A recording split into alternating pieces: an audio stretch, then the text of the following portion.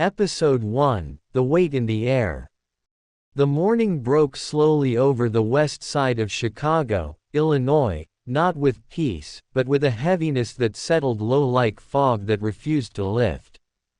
Sirens wailed somewhere in the distance, familiar enough to be ignored by most, yet different enough this time to make a few curtains twitch. The neighborhood woke the way it always did. Storefront gates rattling upward, buses exhaling at corners, and footsteps echoing down cracked sidewalks. But beneath the ordinary rhythm, something pressed. Not everyone felt it. Marcus Reed did. Marcus was 16 years old, tall for his age, quiet by nature, and raised in a household where scripture was read aloud even when faith felt thin. His grandmother, Ruthie Reed, had made sure of that. She had raised him since he was 7, after his mother passed and his father disappeared into the city like so many men before him.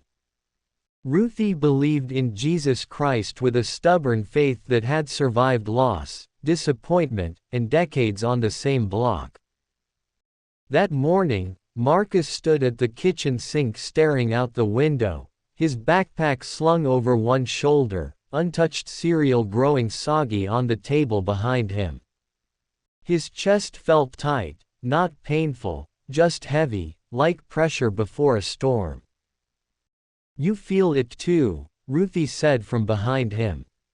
Marcus turned. His grandmother stood near the stove holding her Bible, already open. She had not asked a question. She had made a statement. "Yes, ma'am," Marcus replied. Ruthie nodded once. "Good. Means your spirit still listens." She tapped the page with her finger. 1 Peter chapter 5 verse 8. "Be sober, be vigilant, because your adversary the devil, as a roaring lion, walketh about, seeking whom he may devour." Marcus swallowed. "I do not hear roaring," he said. "That is because he does not always roar," Ruthie replied. "Sometimes he whispers. Sometimes he waits." Marcus left for school with her words clinging to him. Across the neighborhood, in a brick walk-up 3 blocks away, a woman named Elena Morales dropped a mug when her phone buzzed. The ceramic shattered against the tile, coffee spilling like ink. She did not curse. She did not jump. She simply stared at her trembling hands. Elena worked nights at a hospital on the near west side. She was practical, exhausted, and had learned to explain most things away. But lately, her dreams had changed. She dreamed of doors she did not remember opening, of hallways that stretched too long, and of a sound like breathing behind walls. Her phone screen lit up with a message from her younger brother, Luis. "Did you hear about the old Jefferson building?" Elena frowned. That building had been closed for years, condemned after a fire no one ever fully explained. "No," she typed back. "What about it?" Luis responded a moment later. "They say the basement lights were on last night." Elena closed her eyes.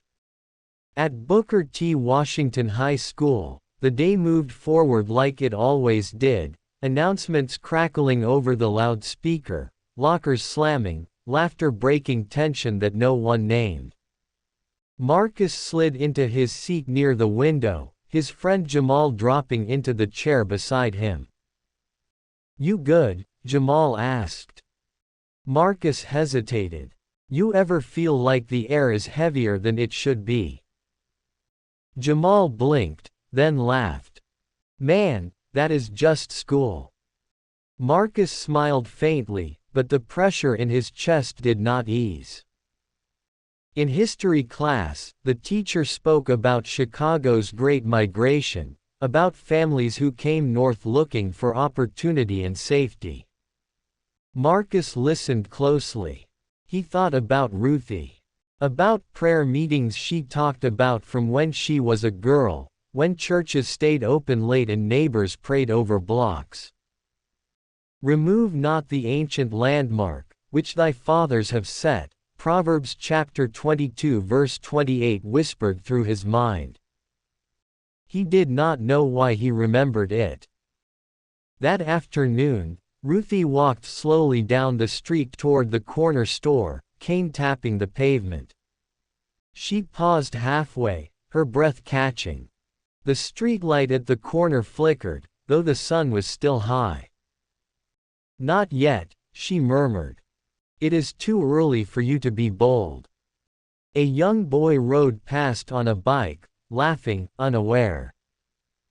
Ruthie turned and went home. Inside her apartment, she closed the door, locked it, and knelt beside her couch. Her Bible opened to Ephesians chapter 6. She did not rush.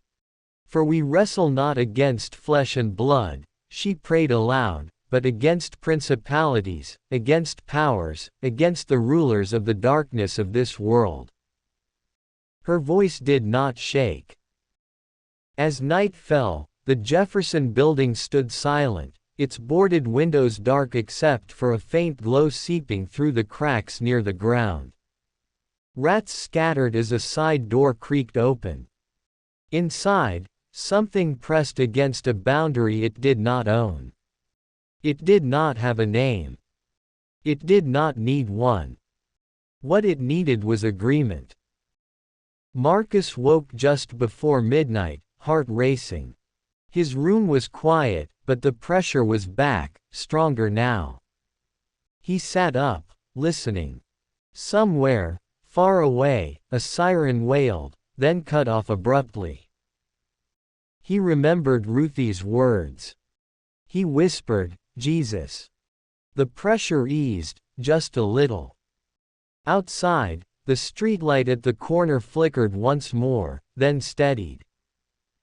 This was not the beginning of darkness. It was the moment the light began to notice it. To be continued.